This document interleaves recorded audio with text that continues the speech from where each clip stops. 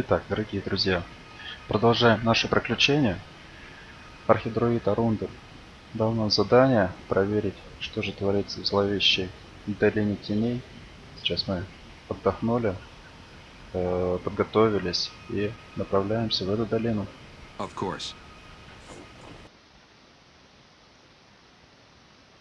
Of course.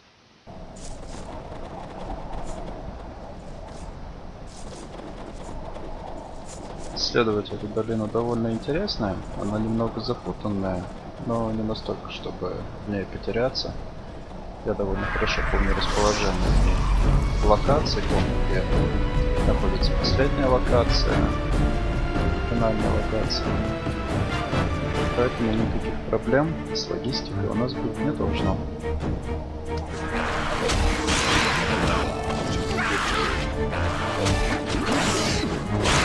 Как я уже говорил, у этой игры есть фишка, так называемая активная пауза. Это значит, что во время боя очень часто нужно нажимать на паузу для того, чтобы раздать приказания. Первые враги в этой долине, это малые тени, не вызывают у нас никаких особых затруднений, мы легко с ними расправились. Но дальше будет хуже.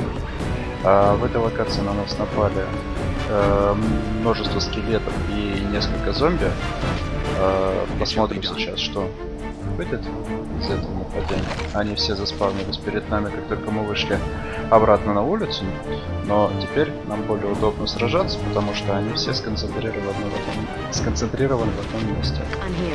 Давайте попробуем использовать заклинание благословения на нашей группе, для того, чтобы сражение было немножечко проще.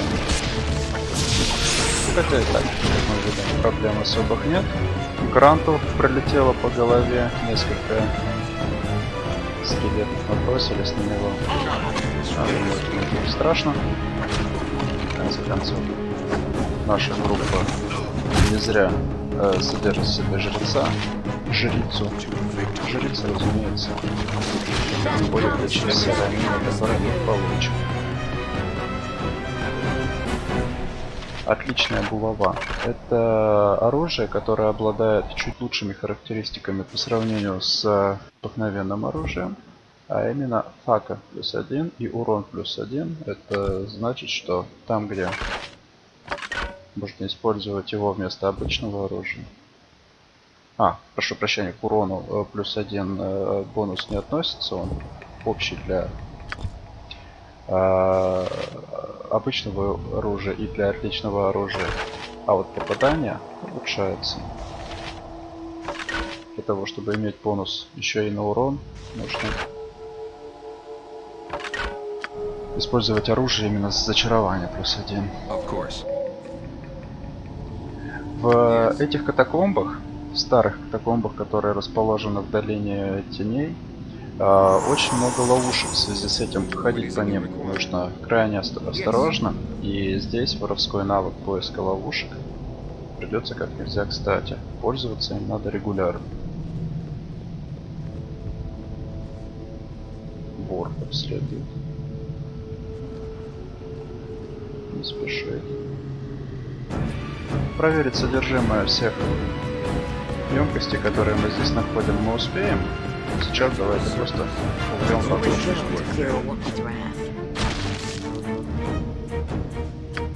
Убьем врагов и при этом не забываем про поиск ловушек. Еще 2 скелетика. А вот и ловушка. Первая ловушка в этой игре.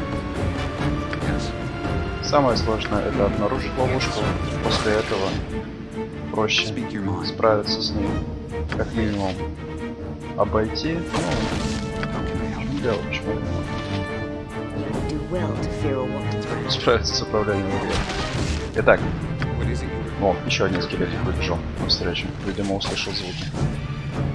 Что происходит с моей партией? Почему я нажимаю на атаку врага, вместо этого они бегут в каком-то непонятном направлении? Я думал, что у меня кривые руки, но нет, это действительно небольшой глюк в игре. Итак, теперь нам необходимо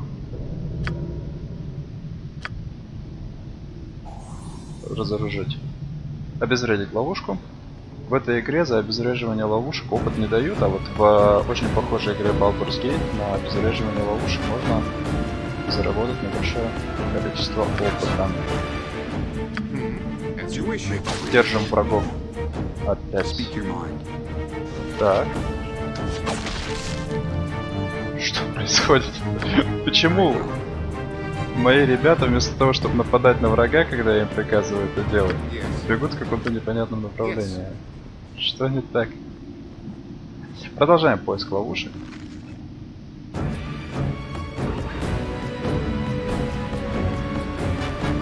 Очередная группа врагов. Смотрим внимательно, нажимаю атака скелета, снимаю с паузы. Death comes for you. Все в порядке.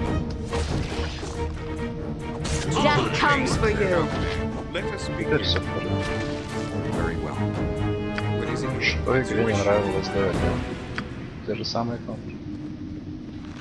О. Здесь помимо скелетиков есть еще краулер, трупная гусеница. Она пожирает тела. Она опасна тем, что может наложить некие дебафы. Ой, где же она? Yes. Давайте наш самый жирный, самый толстый персонаж. Это вот. А, вот Speak your mind. Very well. решила перехитрить нас. Нападаем на нее всем скопом.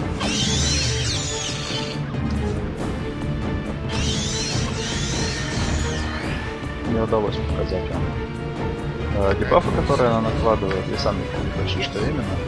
Потому что мы ее убили слишком быстро. Но не могу на это пожаловаться, это хорошо. Ну и последний враг в этой локации, насколько я понимаю. Нет, наверное, еще не последний, но один из последних. Скелетик. С одиноким скелетиком не должно возникнуть проблем. Бейте его, ребята. О, боевой молот. Чем хорош боевой молот? Грант изучил искусство владения боевым молотами, хотя он сражается им не так хорошо, как длинным мечом, но боевой молот хорош против скелетов, так как скелеты не имеют сопротивления к дробящему урону, но имеют сопротивление к режущему и колющему урону. Поэтому молот против них является более эффективным. Продолжаем поиск ловушек. Yes. А вот это уже... А вот и ловушка сработала. Не помог нам поиск ловушек. Чуть подольше надо ходить в той локации, которую вы исследуете на ловушке. Так как нет ловушек. Кроме того, необходимо еще и прокачать сам навык поиска ловушек, так как чем лучше он развит, тем быстрее и лучше эти ловушки обнаруживаются. Есть ловушки, для которых низкий уровень навыка поиска ловушек в принципе не позволяет их обнаружить, и такие ловушки приходится обезвреживать по принципу камикадзе. Yes. Вроде бы Of course. все обнаружили, теперь давайте лутать эту локацию. Здесь мы находим короткий лук, он нам не нужен.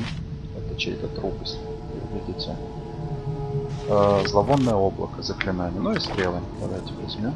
А короткий лук брать не будем, он не такой дорогой, чтобы таскать его с собой на продажу. Похоже, этот стол использовался для жертвоприношений. На нем лежит человеческий скелет. Да, похоже, это не только катакомбы, но что-то еще.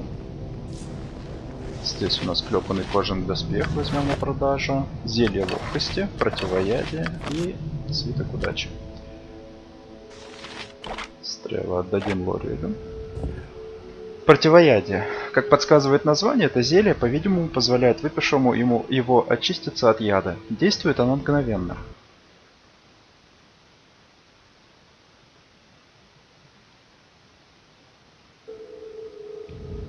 Бутылочки хватает на одно применение, однако оттенок зелья кажется странным. Хорошо. Спрячем его в чемоданчик. Следующее зелье повышает ловкость выпившего его до 18, соответственно, улучшая атаки метательным и стрелковым оружием и класс защиты персонажа на все время действия зелья. Время действия 15 ходов, это довольно много, один ход длится около 1 минуты, получается, что в течение 15 минут персонаж, который его выпьет, будет более ловким, если он до этого не был.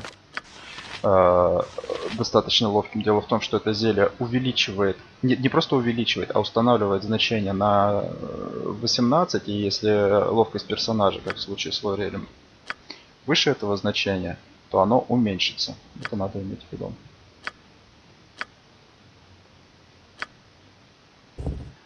Зловонное облако. Это заклинание второго уровня. На расстоянии до 40 футов от заклинателя возникает клубящееся облако тошнотворных испарений. Все существа, попавшие в облако, должны сделать спас-бросок против яда и повторять его затем каждый раунд. Удачный спас-бросок позволяет покинуть облако без каких-либо последствий. При неудачном спас-броске у существа начинает от вони кружиться голова, и оно теряет сознание на следующий раунд. Ну, это заклинание контроля. Урона оно не наносит, но с какой-то вероятностью все существа, в том числе и союзники, в области действия этого заклинания могут потерять сознание. Поэтому это заклинание надо использовать крайне аккуратно. Но, тем не менее, давайте запишем его в нашу книгу.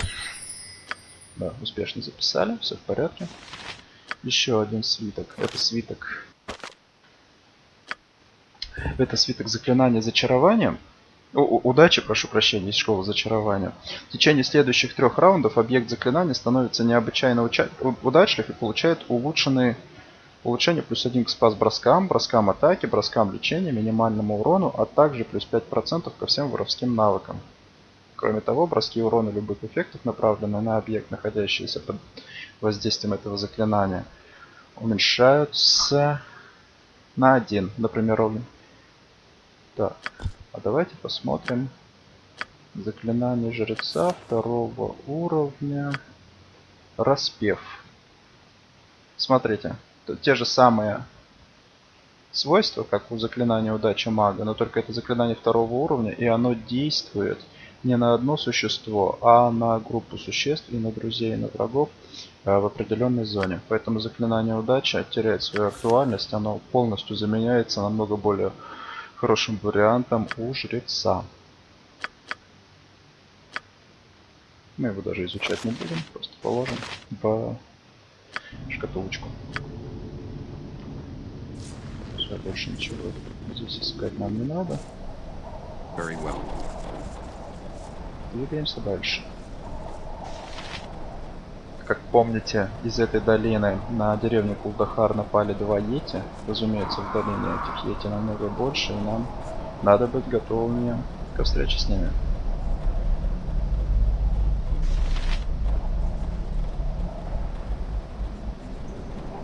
А вот и первый йети. Давайте немножечко отойдем, чтобы они нас не атаковали сбоку. Здесь вот уже можно с ними сражаться.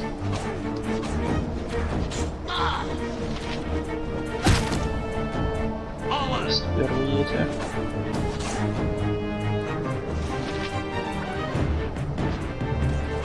Ну уже.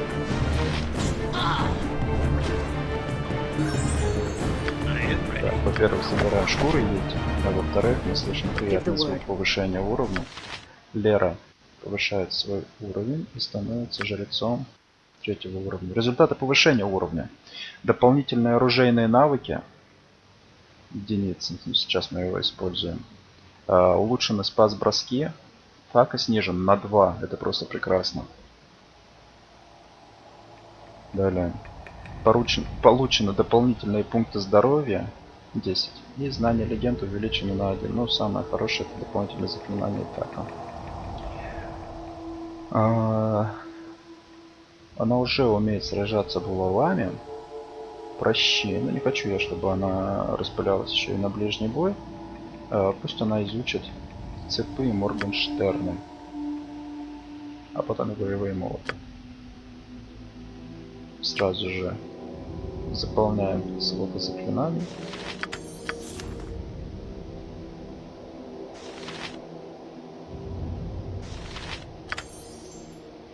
Забыл продолжительность этого заклинания. 1 ход. 1 ход. Speak your mind. It shall be done. Кстати, а продолжительность заклинания удачи. 3 раунда. То есть еще меньше. 1 ход это 10 раундов. Так, отходим. Выманиваем врагов на себя. Это тактика. Нам нужна на протяжении всей игры. Там, где можно сражаться с маленьким количеством врагов, надо использовать такую возможность. Не рваться. Бой будет урожай. How can I help? Of course. Да, также, друзья, я уже говорил, что на переносимый вес персонажа влияет его сила. Посмотрите. У Гранта переносимый вес 250, а у Валика 320. Это при том, что у них у обоих сила 18, но при этом дробное значение отличается. У Валика оно больше. Есть персонажи, у которых просто сила 18 без дробного значения. Это так называемые небоевые персонажи. И у них переносимый вес еще меньше, 200. То есть даже 18, дробь 0,1, это самое возможное из дробных значений, дает больше переносимого веса, чем просто 18 без всяких дробных значений.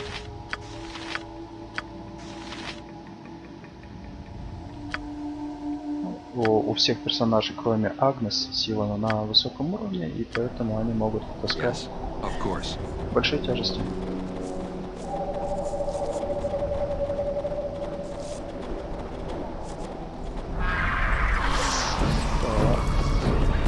Малые тени. Эти малые тени с какой-то вероятностью накладывают дебаф, а вот это как раз и оно, дебаф неудачи.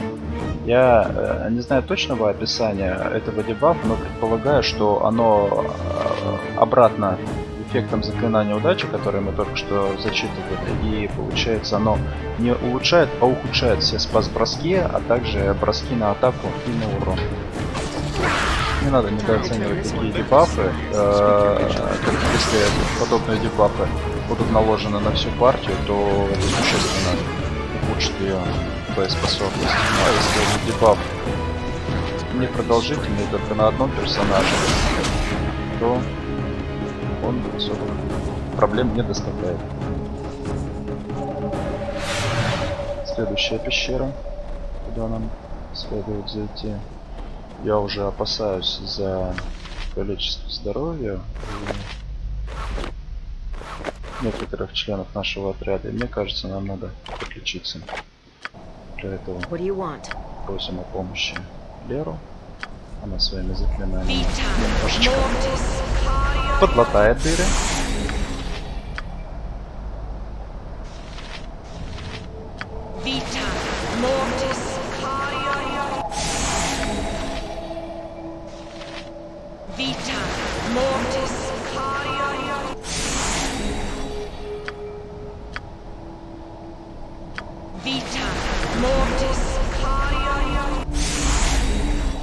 Сохраняемся и идем в пещеру. Точнее в секрет.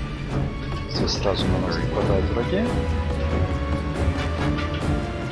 Ретируемся. Получается. Столпились и не дают кому-то одному наступить на нужную клетку. Сразу несколько сопартийцев пытаются в нее попасть. Дальше никто не попадает. Не активирует Ага, а вот это вот новый враг, Вурдалак. Я не помню его особенностей. Мы с ним справимся, это несомненно, но скорее всего у него есть какие-то либо особые атаки, либо особые защиты. Давайте скелетик добьем. Теперь двинемся за Вурдалаком.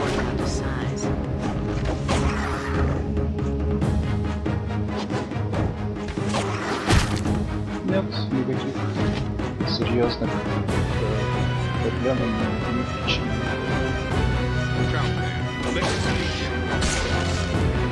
Еще одна блога отличных качеств. У нас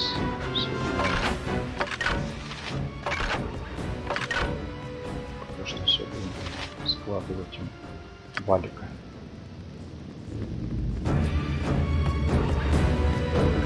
Это упырь. Да, здесь можно мешать. Теперь мы без проблем вышли из этой локации. Враги проследовали за нами.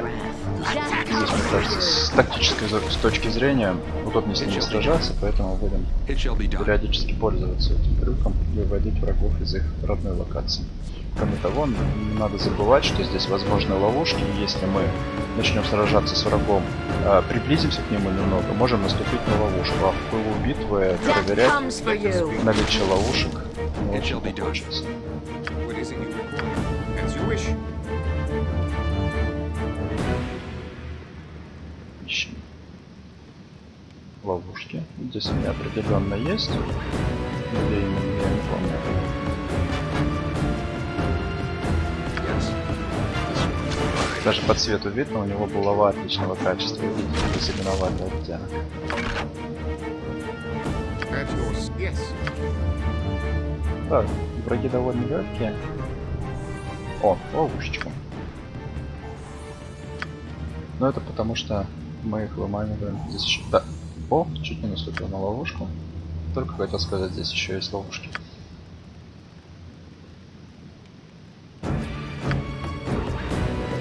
Взрывом выстраивать сюда. Speak your mind. Все It shall be атакуют, а вот отступают. How can I help? Скелетик на него сагрился и проигнорировал As you тех wish. соплеменников. Тех сопартийцев, которые подошли поближе. Промазал.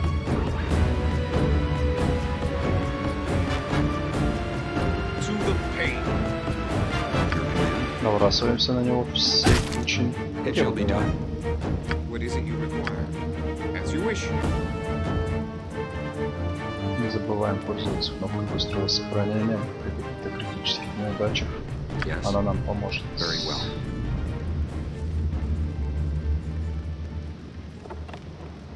Какой-то волшебный доспех и свиток исцеления средника. At your service. It shall be done. Speak your mind. It shall be done. Ключ. Ну, очевидно, что он квестовый. Давайте разберемся с тем, что мы уже успели здесь получить. Это жреческое заклинание «Побороть страх». Боевой дуз вырастает до максимума. Есть несколько врагов, которые накладывают заклинание ужасом либо на нашу партию, либо накладывают на себя заклинание плащ страха, которое по сути приводит к тем же последствиям. И вот перед битвой с такими врагами очень хорошо использовать заклинание «Побороть страх». Тем более, что оно имеет область действия радиус 15 футов, а не одно какое-то существо. Поэтому это хорошее заклинание для всей партии. Пусть пока будет в инвентаре Леры. Также заклинание лечения. Это не среднее, это легкие раны, мне казалось среднее. Ну что ж, 8 пунктов здоровья. Заклинание, которые мы сейчас сразу же и используем.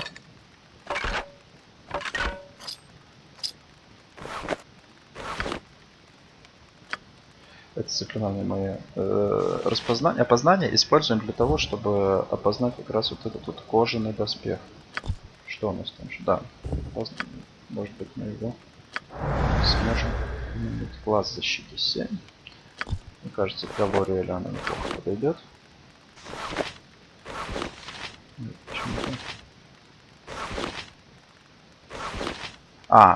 Просто кожаные и клепанные кожаные. Они отличаются по весу. Клепанный кожаный намного тяжелее, но это не имеет. Так, метательная.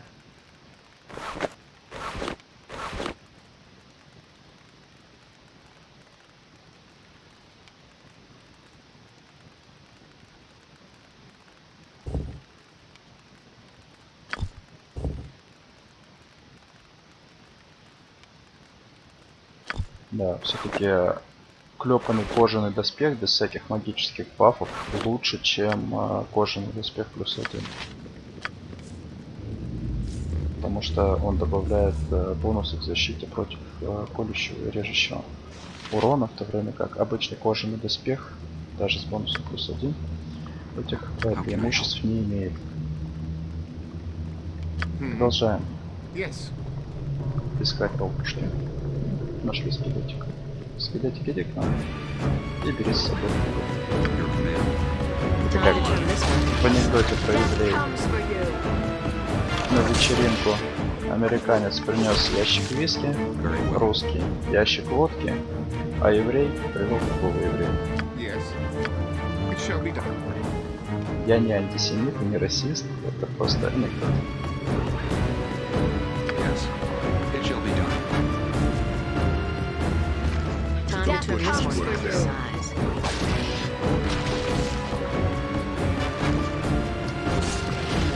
Я, в принципе, придерживаюсь мнения, что не бывает плохих рас, национальностей, народностей. Бывает плохое воспитание и бывают плохие люди. Поэтому если What is it you require? человек в правильной здоровой среде, правильно и хорошо воспитан, то независимо от расы и национальности, он будет достойным. И наоборот. Даже национальности, которые кто-то считает более выдающимися, более продвинутыми, не национальности, а нациями или расы, в плохой среде могут показать себя отвратительно. Поэтому только так, только Speak your mind. It shall be среда и done. воспитание определяют человеческие качества, но никак не раса и не национальность.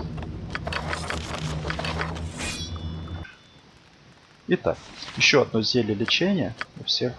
Так, наверное, мы это зелье лечения отдадим Лере. Она выпила свою трудную минуту. Далее. Заклинание силы. Это заклинание для мага. Второй уровень. Временно увеличивает силу персонажа. У воина сила возрастает на 1d8 пунктов, у жрецов и плутов на 1d6 пунктов. Но максимальное значение может принимать 18. Таким образом, заклинание немножечко теряет актуальность для нашего отряда, где и так сила уже прокачана до максимума. Следующее заклинание, уровень 1, тоже для магов. Слизь. Покрывает землю в области действия слоем скользкого жирного вещества. Передвижение любого существа, вошедшего в эту область или находящегося в ней, замедляется до скорости перемещения ползком. Каждый раунд существо должно делать спас-бросок против заклинания, чтобы получить возможность нормально передвигаться. Это заклинание контроля, но я не уверен, что будем использовать его в игре. Мне кажется, иногда проще магическими снарядами влепить лишний раз врагу, чем вот так вот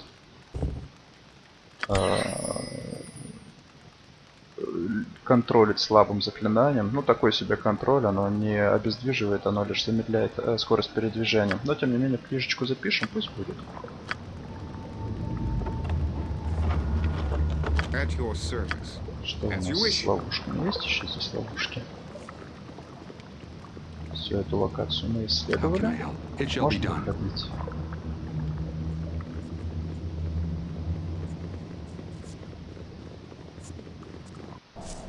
It shall be done.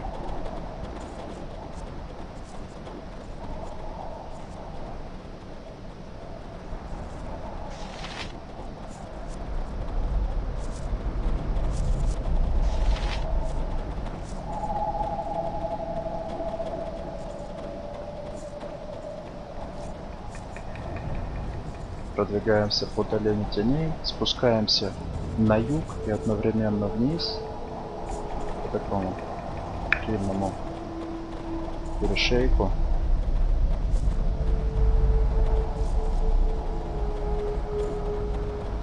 Посмотрим, как выглядит карта этой местности.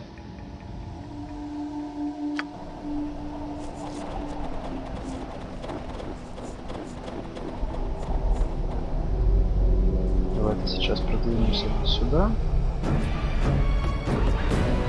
Your command. Против них можно и ничем сражаться. Prepare yourself. Только вот Very well. атаковать Quickly now. I shall должны do my Валик и Грант. Остальные члены отряда должны нападать уже после того, Yes. как враг будет атаковать кого-то из наших самых крепких Come, танков. let us begin.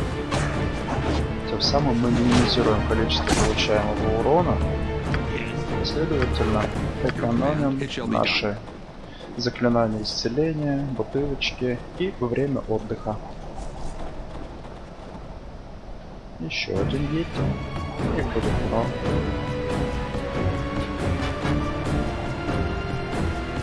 Не поднимаем. И убиваем. Запомнились. Тогда все вот эти вещички передадим Лориэлю.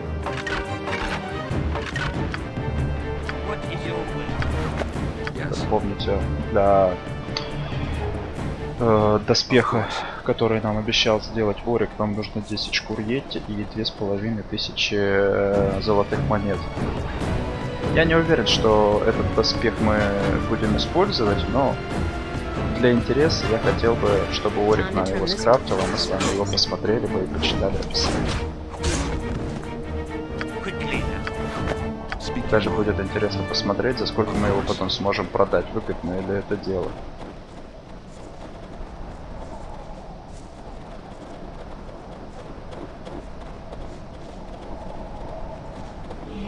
Только хотел сказать следующее. Очередной Йети.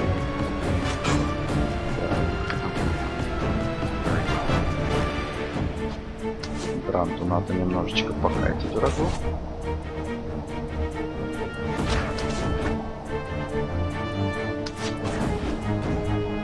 Желтый круг вокруг персонажа означает, что он испугался, и теперь его единственное стремление это скрыться, убежать как можно дальше от сражения. Но с такими врагами иногда возникает проблема. Если мы не убьем его сразу сейчас, он может убежать куда-то очень далеко, и в его поисках нам придется агрить для себя большие толпы врагов.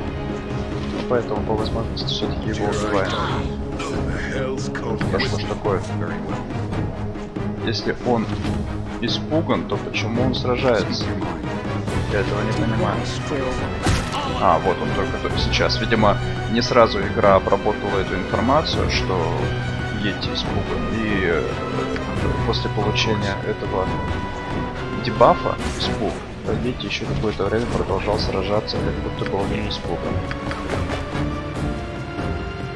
У нас уже с вами 10 шкур, все остальное можно будет продавать. А этих шкур Йети у нас будет очень много. Спускаемся вниз.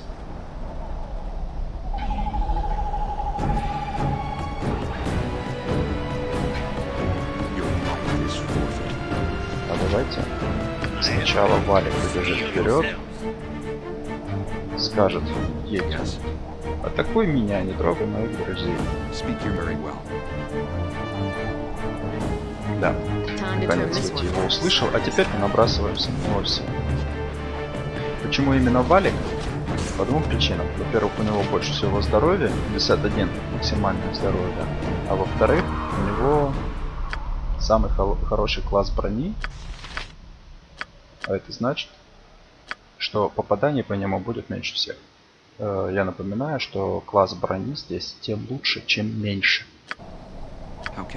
То есть класс брони это по сути тот штраф, который накладывается на врага при его попытке попасть по вам. Чем меньше класс брони, тем тяжелее враг. О боже, Грант сейчас могут убить. Грант, беги.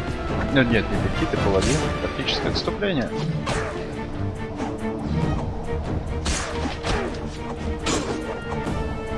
Да, плохое тактическое отступление.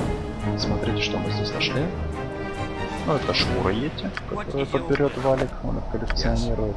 Это Моргенштерн, который нам надо будет опознать. И это квестовый предмет семейная реликвия Мирака. Этот предмет мы отдадим Мираку. Получается, что это тот самый Йети, который убил брата Мирака. Что у нас есть? Подлечить заклинания мы уже не можем. Давайте используем возложение рук. Уже 6 здоровья восстанавливает. Заходим сюда. И сразу же выходим. Пусть Йети. Опять не можем выйти. Грант, убегай побольше подальше. Все остальные набрасываются на меч, Алтран пока что. Yes. Да. As you wish.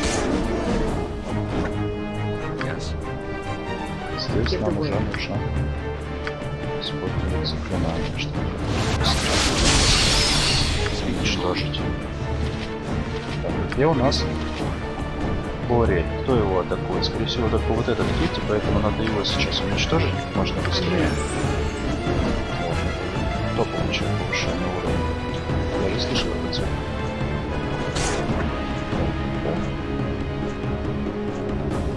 Валик. Прекрасно. У него сейчас будет еще больше здоровья. Вот, убили. Мы уже знаем, что с этим делать. Просто надо посетить в очередной раз храм Имматора. Кирлан повышает уровень. Так.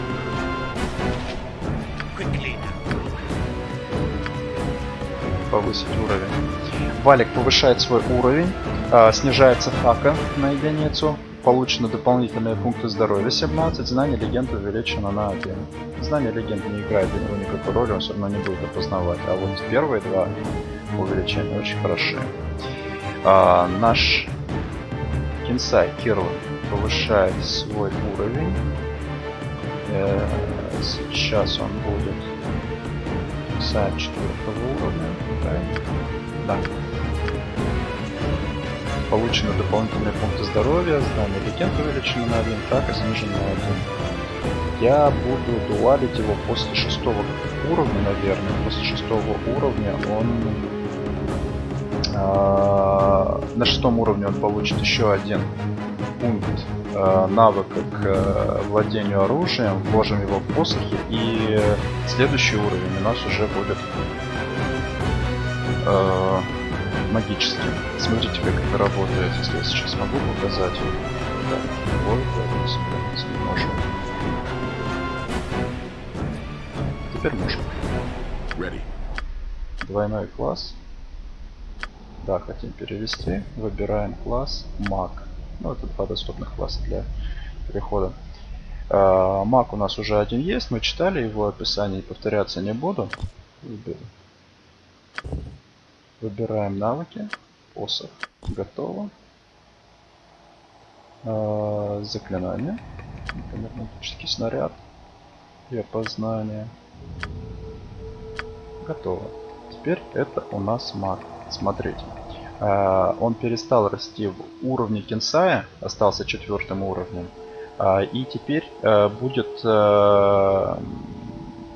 обычным магом 1 уровня со всеми способностями мага 1 уровня, за исключением своих очков здоровья. Он потерял все возможности, которые приобрел, будучи Кинсаем. Посмотрите, у него Фака стал как у мага 1 уровня, у него класс защиты стал как у мага 1 уровня. Все характеристики, в том числе спас-броски, стали как у мага 1 уровня. Только очки здоровья сохранялись с предыдущего уровня. Но как только он достигнет в своем новом классе такого же уровня, на котором был в предыдущем, в изначальном классе, +1, то он восстановит все свои навыки предыдущего основного класса. То есть для того, чтобы вспомнить свои навыки Кинсая и преодолеть вот эту вот временную амнезию, ему нужно докачаться до мага 5 уровня. Сейчас мы загрузим то сохранение, после которого я начал вам демонстрировать эту возможность двойного класса, и перейдем к дуал классу, двойному классу, после достижения Кирланом 6 уровня.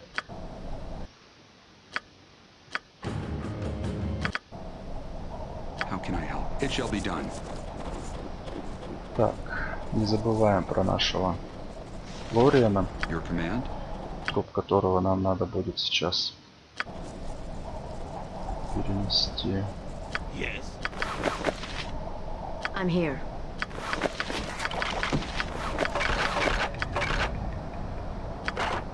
Yes? Speak your mind. Of course. Давайте еще посмотрим, есть ли что-либо в этой пещере. В эту пещеру нам с вами по сюжету нужно будет вернуться позже. Но пока что мы зачистим ее от уже имеющихся нам врагов. Give the watch this. Your command? Of course. Yes. Еще один. This one's mine. What do you want? I'm off. Враги здесь не настолько глупые, они нападают иногда, понимают, на кого необходимо нападать, выбирают цель. Лера, надо же бежать, а не стоять на месте. Итак, враги выбирают те цели, которые по их мнению являются более уязвимыми, чем самая близкая к ним цель. Пока что не буду открывать эти ящики. Я не помню, есть ли там какие-либо ловушки, но не могу сейчас этого проверить, потому что мой вор находится в не очень живом состоянии. Поэтому бежим в храм и воскрешаем Лориана. It shall be done. В этой игре есть небольшие проблемы с поиском пути у наших персонажей. И вот в таких запутанных локациях, где прямой путь недоступен, надо искать обходные пути, персонажи могут путаться. В связи с этим передвигаться, вот просто нажав на карте, на большой карте, нужную нам точку и задать туда пункт назначения, не самый правильный способ. Кто-то из наших персонажей может запутаться и не дойти туда, тем самым мы потеряем время. Поэтому идем вот такими небольшими этапами, состоящими из прямых или, по крайней мере, не очень кривых отрезков пути.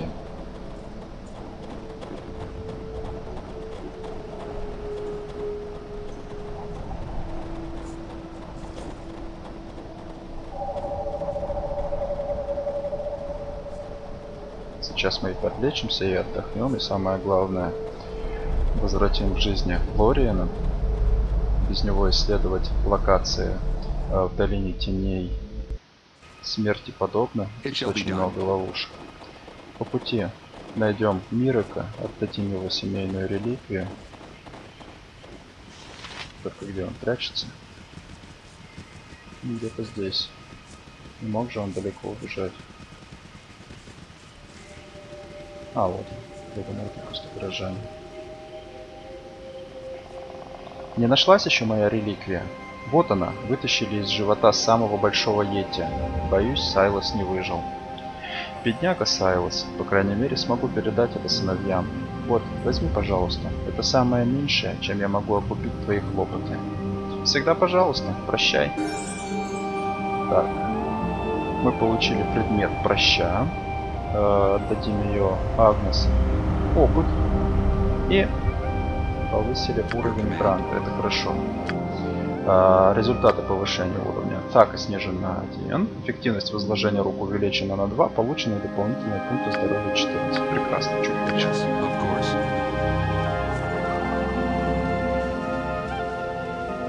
Бежим в храм, пока тело Лориана не остыло окончательно. Брат Фер, с ним мы еще не общаемся. Давайте пообщаемся. Здравствуй, утомленный путник. Ты ищешь помощи? Тебе не говорили, что ты выглядишь точь-в-точь как брат Гас, тот жрец в храме? Да, неоднократно. Вообще это не то чтобы совсем совпадение, мы братья-близнецы. Надо же, близнецы, вы даже одеваетесь одинаково. Как старомодно. Ладно, так чем я могу помочь тебе, друг? Нет, спасибо, до свидания. А у нас хватит с вами денег для того, чтобы воскресить нашего эльфа, воскрешение которого стоит, я вам напомню, дороже обычного, не 200, а 300. Монет нет, не хватит, поэтому для начала нам надо посетить кузнеца Конлана. Продать ему все, что мы смогли награбить, не награбить, а реквизировать в долине теней. Этих денег нам должно будет хватить. Of course. Я хочу прикупить оружие. Итак.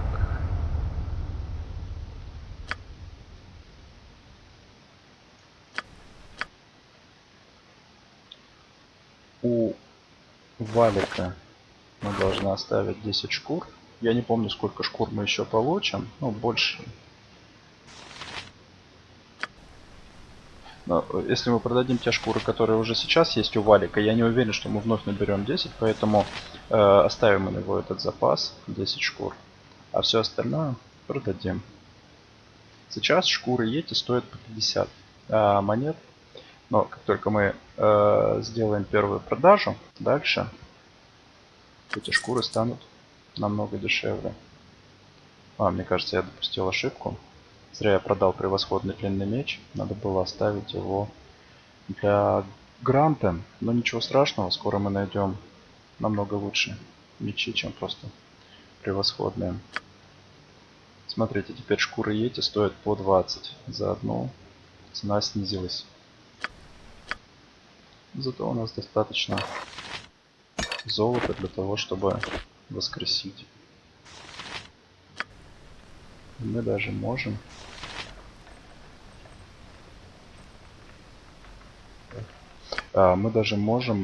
опознать два предмета.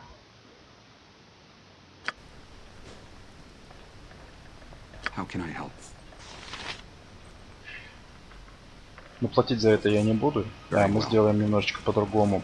Мы отдохнем в городе, в деревне 2 раза. Первый раз мы выучим заклинания, подготовим заклинания опознания, используем их на предметах, которые у нас есть. А после этого вновь подготовим боевые заклинания. И после этого уже отправимся в следующий путь. Двойной отдых нам необходим хотя бы для того, чтобы восстановить все очки здоровья, потому что сейчас наши персонажи чувствуют себя так себе.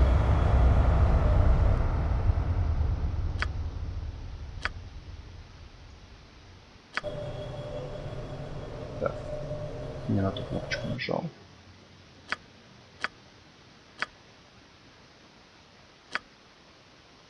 О боже. Здесь заклинание подорожало.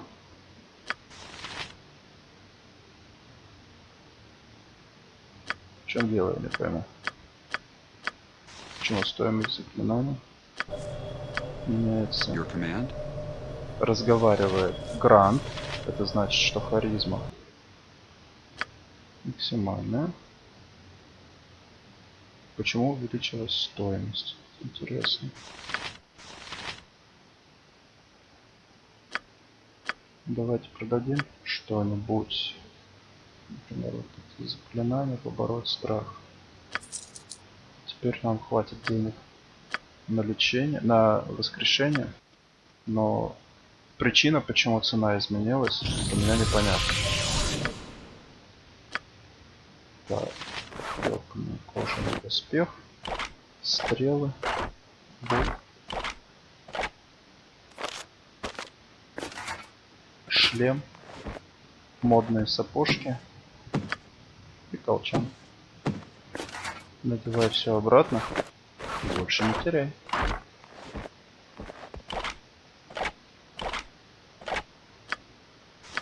Надо было все эти предметы тоже продать. Yes. Давайте посмотрим сейчас, как изменились цены. Я точно помню, что раньше цена воскрешения. А что если поговорит I'm here. Queen for a day. Give the word. Вера? Consider it done. Может быть, жрецам какие-то скидки? Нет. I would be honored. Странно. По идее, цена должна зависеть исключительно от харизмы лидера вашей партии. От чего она еще зависит, я не знаю. Но от чего-то зависит, ведь она же поменялась. Может быть, она увеличилась из-за того, что мы воспользовались этой услугой. Она по экономике игры стала считаться более востребованной. Не знаю. Ну что ж, тем не менее, эту цену мы снизить не можем. Торговаться здесь невозможно.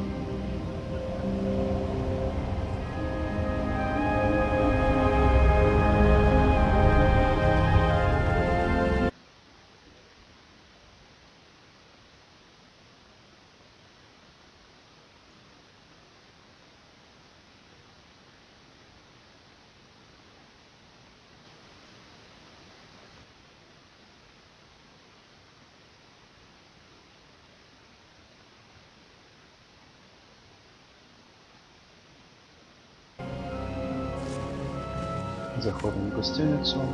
Very well. Но прежде чем I'm отдыхать, here. как я уже говорил, нам надо сменить наше заклинание. Speak your Агнес mind. Very well. распознает предметы.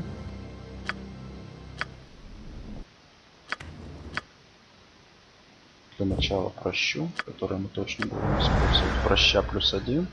У нее бонусы по сравнению с обычной прощой Итака +1 и урон +1. А старую прощу просто выкидываем, она настолько дешевая, что ее никто у нас обратно даже не выкупит. Также распознаем Моргенштерн. Это Моргенштерн +1 с такими же бонусами.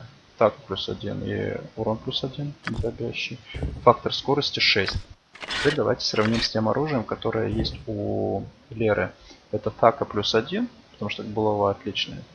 А фактор скорости 7. Вот я не помню фактор скорости.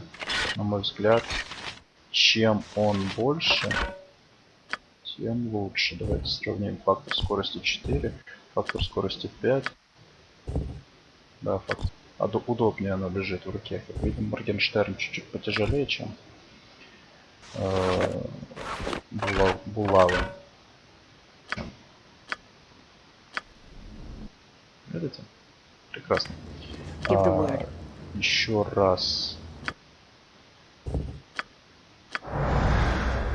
используем заклинание. А веселый рожок мы смогли опознать уже без всяких заклинаний. Связано это с тем, что Агнес прокачала свое знание легенд, и теперь она стала достаточно высоким, чтобы узнать, что же это за предмет. Это веселый рожок, который может использовать только Бард. Благословение 1 раз в день. Союзники получают +1 к атаке, +1 к спас-броску против страха и повышение боевого духа.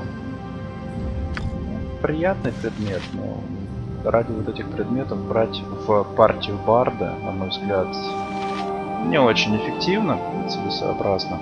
Просто будем продавать эти предметы. А вот стрела +1 хорошая вещь, и в сложных битвах How can I help? будем использовать ее.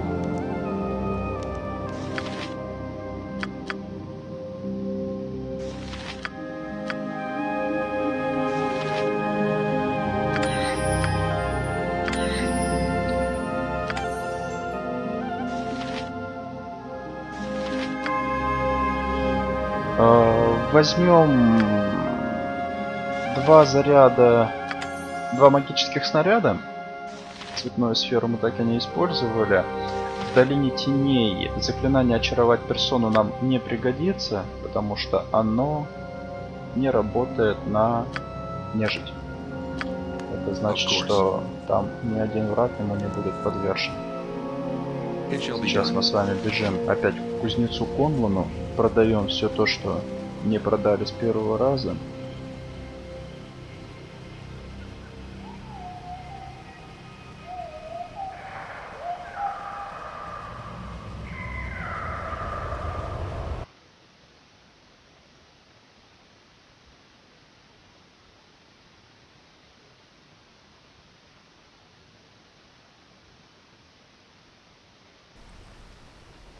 Of course. Я хочу прикупить оружие. Кошенный доспех +1 мы можем продать за 500 монет. Прекрасная цена. Потихонечку бросаем капиталом. Что еще мы можем продать? Рожок он у нас покупать не хочет. Наверное, его мы сможем продать в этом It shall be магазине. done. Бежим туда.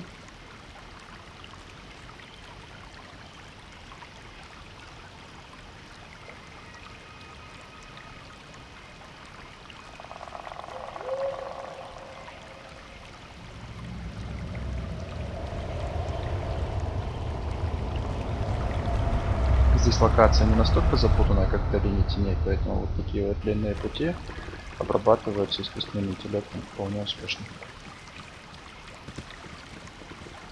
А вот в дверь зайти наши Very well. персонажи не могут. Доброго дня тебе еще раз. Как может Герд помочь тебе этим чудным днем? Я могу посмотреть твои товары? Так. Вот, веселый рыжок. О, за 1260 монет мы можем продать. Прекрасно. Судьба приключенца может быть довольно доходной. Сейчас мы с вами... Of course. А мы отдохнули после того, как...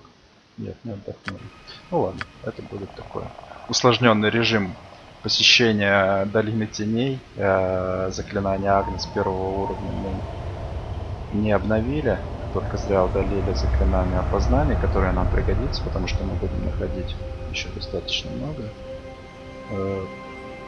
неопознанных предметов.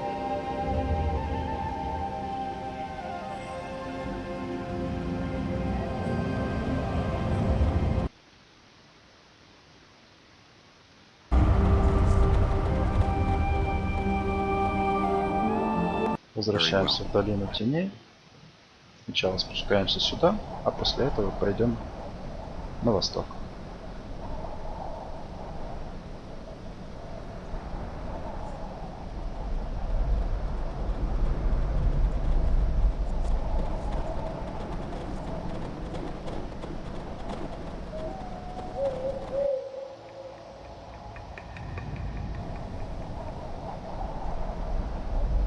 Наш план путешествия по этой карте: сюда откроем эту локацию, потом сюда, вот здесь вот будет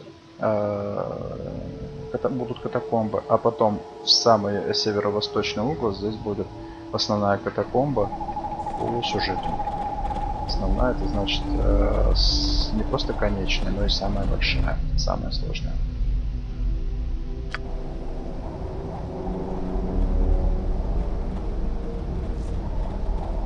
Мы сейчас пройдем все малые катакомбы, а большую катакомбу мы уже оставим с вами на следующую серию.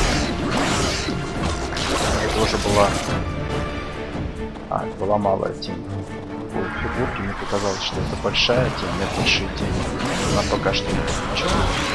Одна из причин, почему в парке все-таки нужны бойцы дальнего боя, это как раз вот такие узкие коридоры, где у всех персонажей ближнего боя не будет возможности вступить в контакт, и следовательно они вынуждены будут просто простаивать. Выхода из этой ситуации два. Первое — это длинное оружие, например, копья или алебарды. О, смотрите, как много врагов. Будем сражаться. Of course. Удобно для нас тактическая позиция. What do you want? Лера наложит баф. Всё. О боже. Упырь, смотрите, что он творит. Он наложил эффект удержания. Это значит, что персонаж просто какое-то время становится неактивным. Давид потерял сознание, но при этом его враги могут атаковать. Если этого упыря убить, пока он не нанес слишком много ущерба рану. Получил опыт. Давайте уровень, повысить уровень.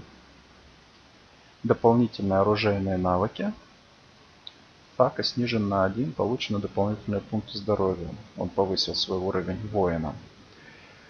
А что мы можем ему прокачать сейчас? Так как он сражается в основном луком,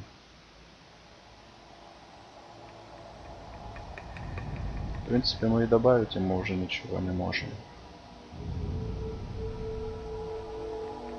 Стиль боя одно оружие или же короткий лук. Что ему добавить? Короткие луки хуже, благодаря, чем длинные. Хотя может попасться какой-нибудь интересный экземпляр, который благодаря своим бонусам переплюнет длинные луки. Стиль боя одно оружие, это значит, что он будет чуть лучше сражаться мечом. Если мы дадим ему, например, длинный меч без щита. И если изредка возникнет необходимость сражаться в ближнем бою. Но что-то мне подсказывает, что такой необходимости не будет. Он всегда будет сражаться в дальнем бою. Поэтому, в принципе, я не вижу здесь никаких полезных навыков для прокачки. Но пусть будет для ролевого отыгрыша умение в стиль боя одно оружие. Эльф, который умеет хорошо сражаться длинными мечами по лору игры. Ждем, когда с Гранта спадет эффект заклинания удержания. Ждать нужно не очень долго. Слышите, вот каждый такой звук, как дуновение ветерка, это попытка выбросить бросок, чтобы это заклинание потеряло эффект. С третьей попытки оно сработало. Something wrong? Так. Speak your mind. Пока заклинание, как оно называется, I'm here. проспевом активно, жрец, наложивший его, не может применять другие заклинания, поэтому пока что Give the она word. не может лечить. Ну, этот эффект пошел. Давайте подлечим Гранта. Готово. Сохраняемся It shall be done. и снова в бой. Этого скелетика, я думаю, мы уже признал. О, сколько друзей он позвал. Мы выходим на улицу. На свежем воздухе. Сражаться приятнее. Разбираем всю эту ватагу. Very well. И обратно. Черт. What is it you require? Лориэль. It shall be Посмотри, done. пожалуйста, нет ли здесь ловушек. Ловушек нет, есть скелет. Yes. To the pain. At your wish. Speak your mind. Hmm. С скелетом справились. Продолжаем поиск ловушек. Еще несколько врагов. How can I help? Yes. As you wish. Time to turn this one down to size. Персонажами, у которых мало очков здоровья и плохая броня, отходим подальше, чтобы они не подвергались атакам. А более танкованными персонажами, у кого много очков здоровья и хорошая броня, смело бежим вперед. Of course. What is it you require? It shall be done. Что у нас здесь? Где бутылочки? Yes, Одна of бутылочка. course. В одной бутылочке зелье исцеления. Ну, Лори ее себе и возьмет. Во второй бутылочке непонятная субстанция. Отвар мумии. Видите, сейчас, благодаря прокачке знания легенд, Агнес, а у нее этот навык самый большой в партии, я вам сейчас это продемонстрирую, может некоторые предметы распознавать уже без заклинаний, и чем сильнее она будет прокачивать свой навык знания легенд, тем большее количество предметов будут распознаны без специальных умений. Знание легенд 19, знание легенд 14, знание легенд 14, знание легенд 0, знание легенд 4, знание легенд 0. Вообще знание легенд зависит от класса персонажа, а также от характеристик интеллект и мудрость. У Агнес сумма этих характеристик максимальная.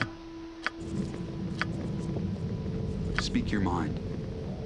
At your service. As you Продолжаем wish. исследовать локацию, выманивать на себя монстров небольшими группами. Так, это кто у нас? Упырь. Упырь это тот самый, кто удержание, да, по-моему. Магранты. Скелетик еще.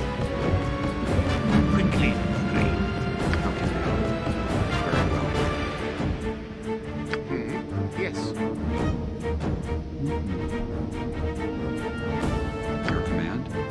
Упырь так и не сагрился, поэтому по нему даже не выстрелили. What is it? It shall be done. Вроде сабрим его валиком. А! Таки мы его убили одной стрелой. Давайте посмотрим.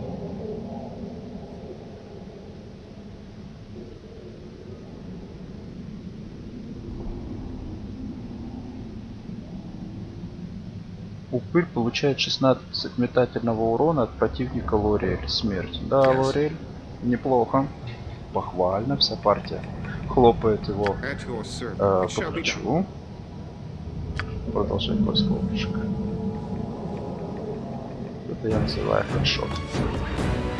По скелетам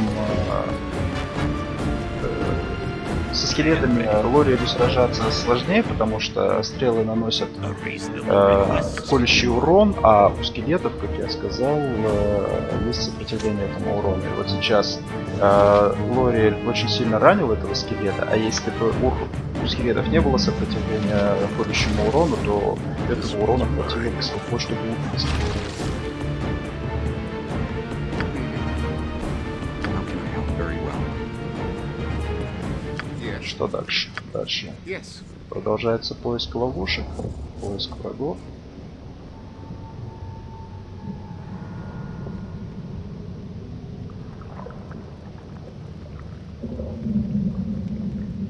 Здесь, мне кажется, мы очевидно должны быть ловушки. Не может, чтобы вот в этом, не может быть, чтобы в этом, вот, не может быть, чтобы такое шоколадное место и было. О боже, ловушки. Your Ну, эта command? ловушка, мне кажется, не могла быть обезврежена, скорее всего, она просто обязана была активироваться, What is it? чтобы эти враги Shall be done. появились. Ну что же, 6 скелетов это не самое большое испытание, не самое сложное испытание, я думаю, мы справимся. You did well to clear a woman's wrath. Видите, какие проблемы с поиском пути, они даже в своих фигурках не могут разобраться и как-то путаются, стучатся. Одного скелета. Всегда убиваем, стараемся убить при прочих равных того врага, который находится ближе всего к вашим уязвимым персонажам. В данном случае у меня уязвимыми персонажами пока что являются Агнес и Лориэль, поэтому защищаем их, убиваем всех тех, кто не садится. Потому что остальные персонажи какой-никакой урон все-таки выдержать и атаковать могут. А эти двое самые слабенькие. Так, вроде бы на этот раз As you wish. все ловушки пройдены. How can I help? Сохраняемся и It shall be done. исследуем все, что у нас здесь есть. Два заклинания. Это жреческие заклинания. Распев. Мы его с вами уже используем активно. Обнаружение ловушек. Это заклинание для жреца, но оно нам не нужно, так как у нас Лориэль вполне успешно ловушки отыскивает. Ну, бросим это заклинание Агнес на продажу.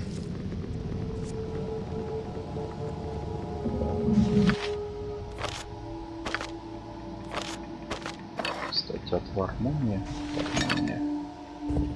Излечивает слепоту, глухоту, болезнь. Ну, бросим.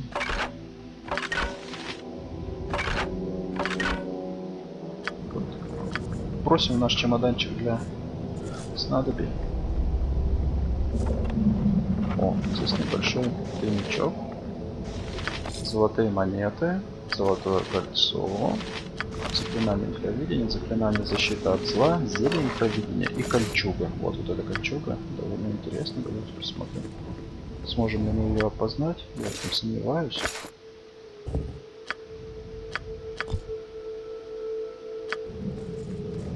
Ну, значит, опознаем чуть попозже. Дальше. Заклинание защита от зла нам не нужно, но аналогично заклинанию способности паладина. Заклинание инфравидения нам не нужно тем более, оно в принципе в этой игре бесполезно, оно может быть полезно только в какой-то ролевой игре, настольной игре, где персонажи действительно могут в темноте быть невидимыми. Здесь нет таких локаций, где мы не увидим какого-то врага из-за того, что слишком темно, а заклинание провидения нам помогло бы его увидеть. Так, эту полочку мы с вами, по-моему, исследовали. Давай исследуем. Выходим отсюда. What do you want? Лера, не могла бы ты подключить грант? Спасибо. Дальше мы идем It shall be done. к предпоследней катакомбе. Она будет одной из самых больших. Она предпоследняя по очередности и вторая по размеру. Первая по размеру будет последняя катакомба.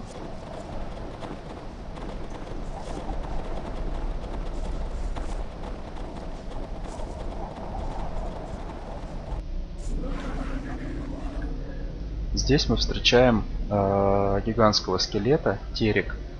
Тебе тут не рады, уходи прочь. Кто ты? Я Терек. Мои братья и я, мы охраняем этот склеп от вторжений. Уходи. Почему мне здесь не рады? Вы неверующие. Только имеющие веру могут заходить сюда. Уходите. О какой вере ты говоришь? Миркул, властелин мертвых, господствует здесь.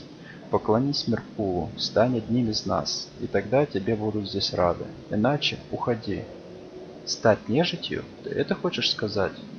Да, поклонись Меркулу, стань одним из нас, и тогда тебе здесь будут рады. Иначе уходи.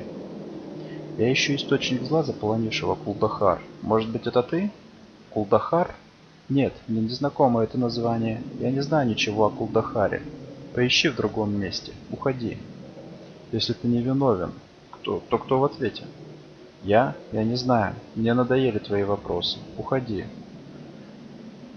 Я не намереваюсь уходить. Тогда ты умрешь. Проси своих богов о прощении, ибо скоро ты с ними встретишься. Братья, убейте нарушителя. Да будет так. Something wrong? Сразу кастуем на себя распев, что-то мне кажется, что здесь будет сложное сражение. Speak your mind. What is your will? Yes. Something wrong?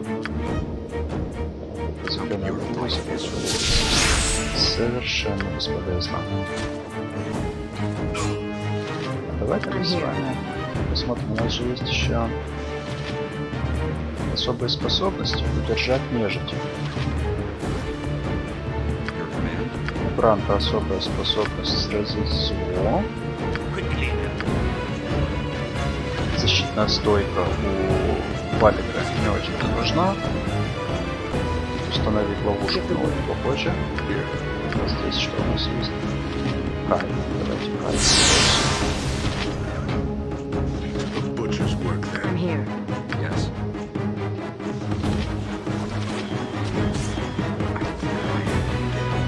Speak your mind.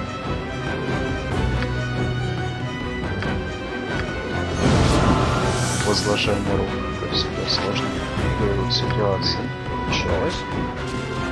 Да. Смерть. 750 опыта. Yes. Мало.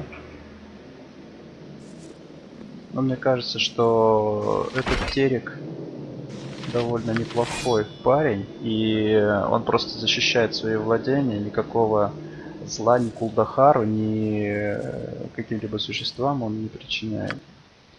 Так, а что у нас с What do you Верой? want? Почему она Consider так it done. медленно ходит? А, она так медленно ходит, опять же, из-за Speak your заклинания вот mind. этого. Оно отвлекает все ее силы. shall do my best. Еще враги. Здесь их мало. How can I help? Of course. I shall do my best. Your command. Yes. Нам надо вооружиться Speak your настоящим mind. оружием, там где-то возможно.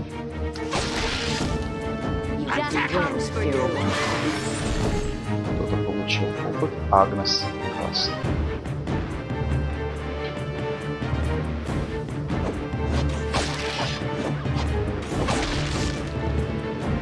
What is your will?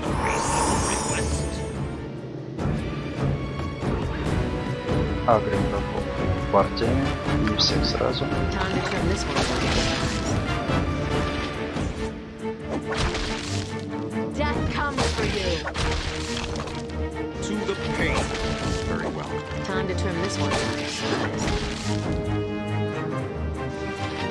Двигаемся дальше. Еще враги. Time to turn this one around. Я уже плохо помню, насколько велика эта локация. Но вот это вот все это заполненное врагами поле. Причем оно не линейное, его надо будет обходить. Сейчас мы пройдем эту локацию и сделаем большую передышку. Your command?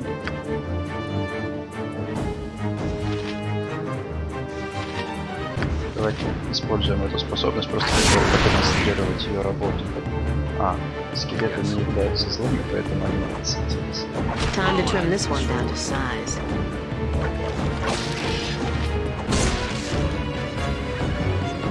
Very well.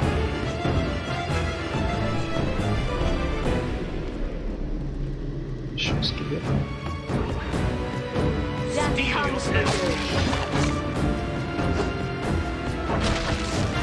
Очень переживаю из-за гранта. Уже буквально на грани. Something wrong?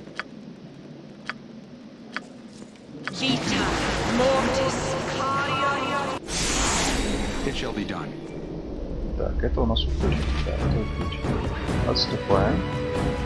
Тем самым подманиваем его к себе без риска быть атакованными теми врагами, которые находятся где-то там сразу за ним. Quickly, a reasonable request.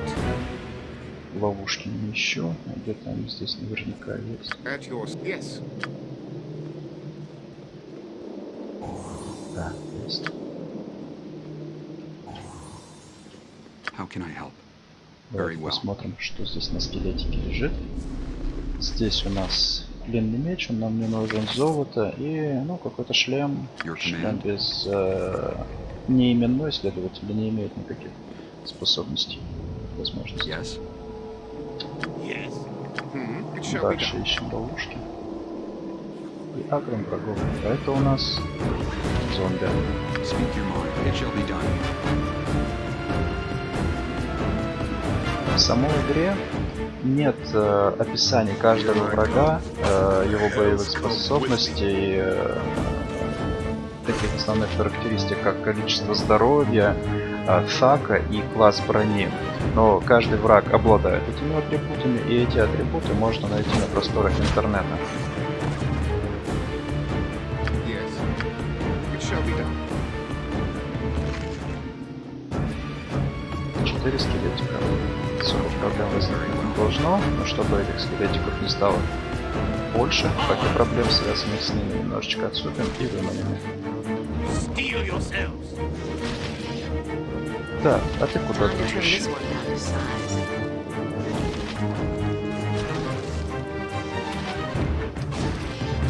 Я нажимаю паузу для того, чтобы правильно кликнуть на враге, атаковать его, потому что без паузы подвижешься цели, можно промахнуться. Зомби и вурдалак. Давайте распутаем. Зомби очень медленно передвигается. Можно было даже по нему выстрелить, At your service. потом еще отступить. Вот, Give the смотрите, word. много урона. Вот так вот. Вот так мы сражаемся. А на вурдалак теперь, я думаю, да, все Death comes for you. попадают.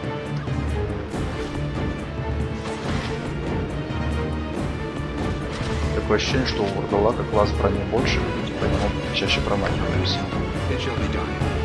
Yes. Yes. Не забываем про поиск ловушек. Лорель, будьте любезны. Так, два скелетика нас увидели, сейчас попадем. Выстрел и отступаем. Опять же, если бы у скелетов не было сопротивления дробящего урона, высока вероятность, что Лорель его бы убил с одного выстрела.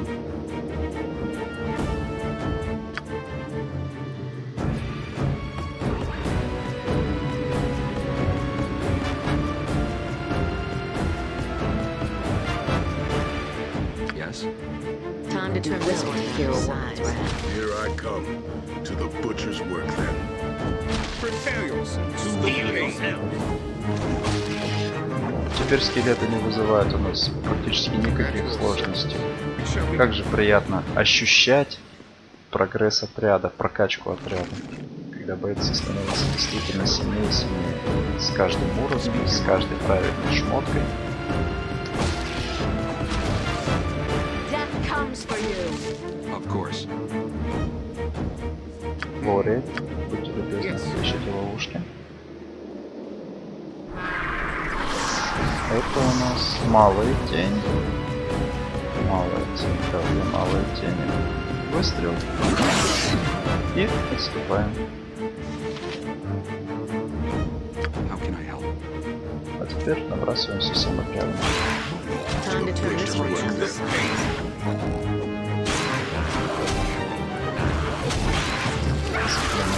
Удачи.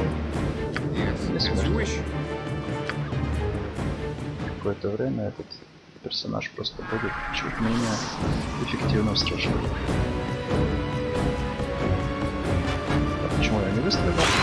Потому что я очень рассеянный игрок. Time to turn this one into your size. It shall be done. Прошел эффект от неудачи, который первая тень не вложила. What is it? As you Дальше wish. выманиваем. Выстреливаем.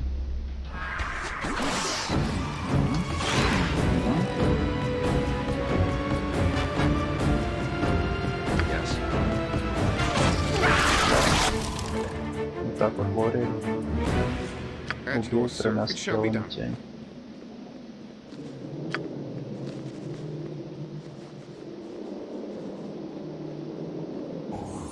Так, нашли ловушку и нашли врага, упыря.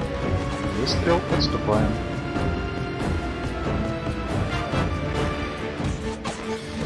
Speak your Лори mind. просто Of course. герой в этой локации. Просто герой. Yes. Отрабатывает свой позор за 2 смерти.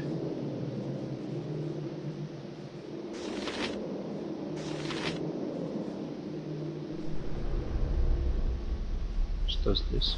Здесь у нас золото и заклинание невидимость. Делает создание невидимым для нормального зрения и инфравидения. Предметы, брошенные невидимкой, становятся видимыми, а поднятые исчезают, если убрать их под одежду или в сумку. Заклинание прекращает действовать по истечении 24 часов. Это заклинание мага, и он может накладывать его на союзных врагов, то есть в том числе на союзных врагов, прошу прощения. Раннее утро, сейчас 6 часов 23 минуты, я уже немножечко устал. В том числе на союзников, для того, чтобы, например, вор в невидимости зашел за спину к врагам и своей фирменной способностью бэкстеп смог нанести большой урон. Что ж. А что, если эту способность, это заклинание мы дадим Кирлану? Кирлан, будучи магом, боевым магом, сможет накладывать на себя это заклинание и проходить в гущу врагов, раздавая там потом люлей. Так, Агнес. Повысим уровень. Результаты повышения уровня. Дополнительное заклинание первого уровня, дополнительное заклинание второго уровня и знание легенд увеличено на 3. Получены дополнительные пункты здоровья 6. Отлично. Давайте сразу книжечку заклинаний. В общем, дозаполним. У нас с вами здесь заклинание. Ну, пока что волшебная стрела, но мы, скорее всего, когда вернемся в город, перед отдыхом поменяем все это на опознание, для того, чтобы имеющиеся у нас вещи How can I все help? распознали. А Very вещей у well. нас будет еще больше. Yes. It shall be done. Мистер Лориан, будьте любезны. Your command? Very well. Итак, что мы здесь нашли? Ключ от святилища. Это очередной квестовый ключ. 26 золотых монет. Леденящее прикосновение заклинания и бутылочка с зельем изоляции. Этот разбитый доспех нам не нужен, он не является квестовым.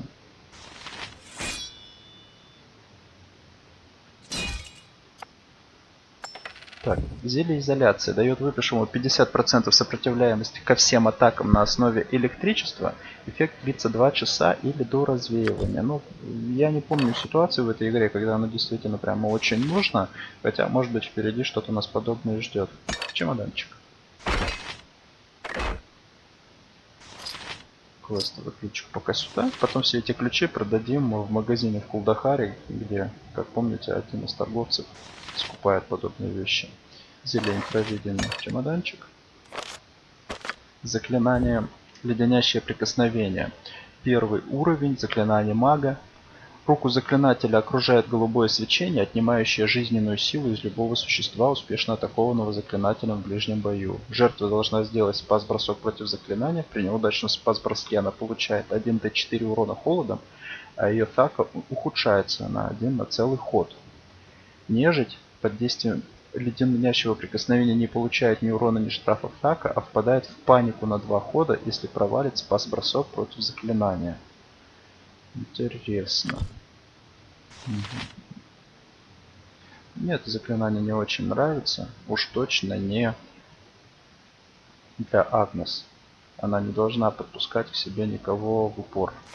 Вот, возможно, Кириллу, но оно пригодится. Над этим я подумаю чуть попозже. Все, больше нам здесь искать нечего. А, чуть не пропустили.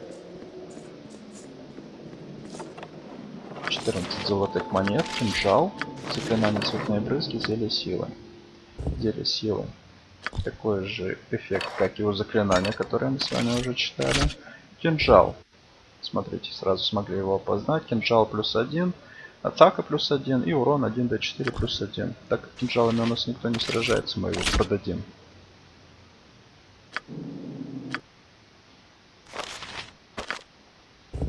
Заклинание цветные брызги, заклинание первого уровня. Из руки заклинателя веером расходятся яркие разноцветные лучи.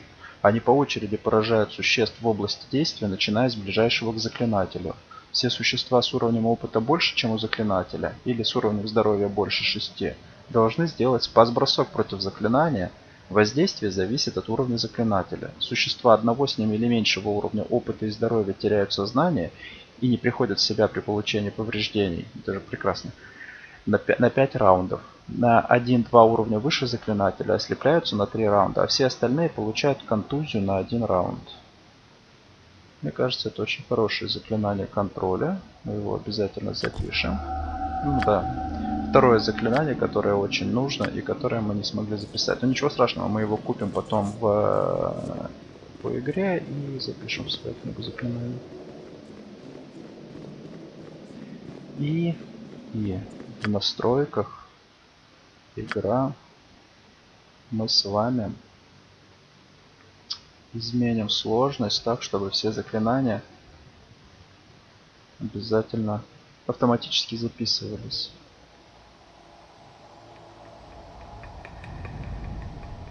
Только я не помню, где это. Графика. Игра. Сейчас. Способности из третьей редакции. Что это такое? Разрешает или запрещает подлую атаку? Я не знаю.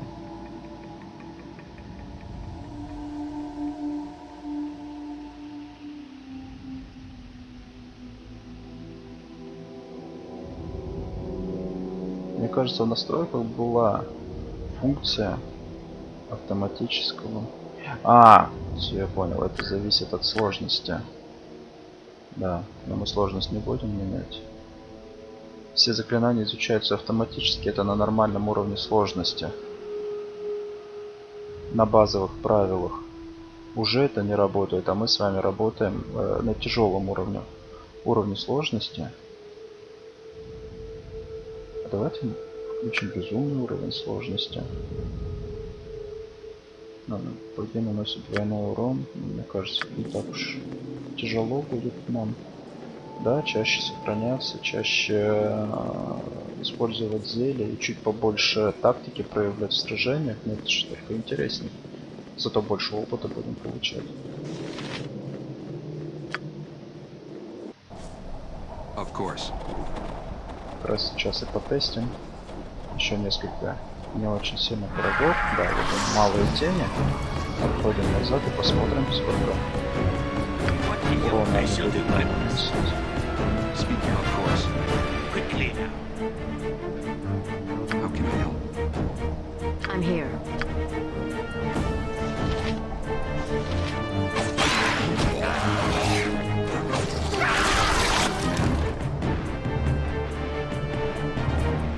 Смерть. А опыт сколько нам дали? Ну ладно, разберемся сейчас. После сражение закончится. Интересно понять, насколько больше опыта стало за убийство врагов.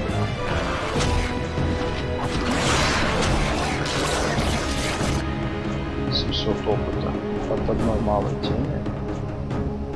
Это прекрасно. Нам надо было давно перейти на безумную сложность. Very well.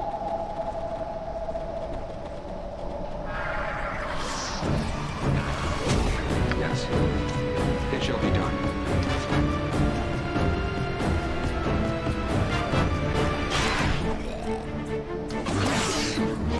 Кайтинг. Лори, What повышение is it you уровня. require? Результаты повышения уровня, дополнительные пункты умений 25, сейчас мы их с вами распределим. Получены дополнительные пункты здоровья 4, знание легенд увеличено на 2. Ну, пункты здоровья 4 это немного. В основном пункты умений, что мы получили за повышение уровня. Поиск ловушек, пусть будет до 80 сейчас. И взлом замков. Потому что будут потом замки, которые мы не сможем взламывать, если не прокачаем этот навык достаточно хорошо.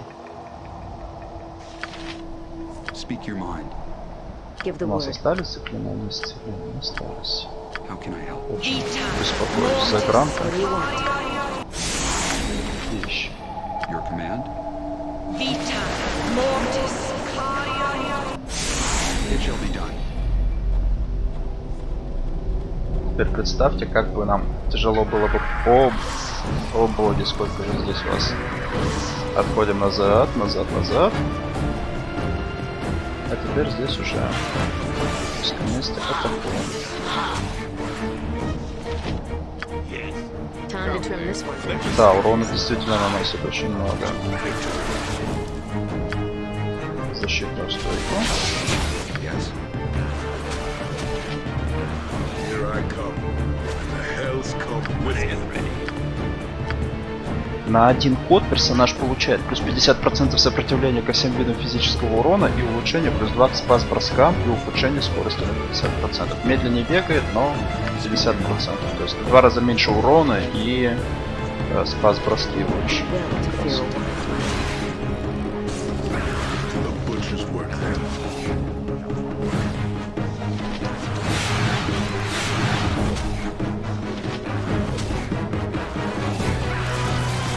Of course.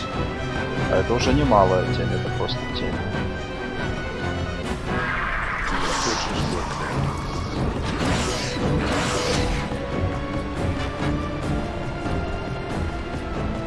Ну что же, друзья, мы с вами приблизились к самому большому подземелью в долине теней. Оно отнимет у нас очень много времени, и скорее всего мы его пройдем не за один день, то есть будем отдыхать несколько раз для того, чтобы восстановить здоровье и заклинания.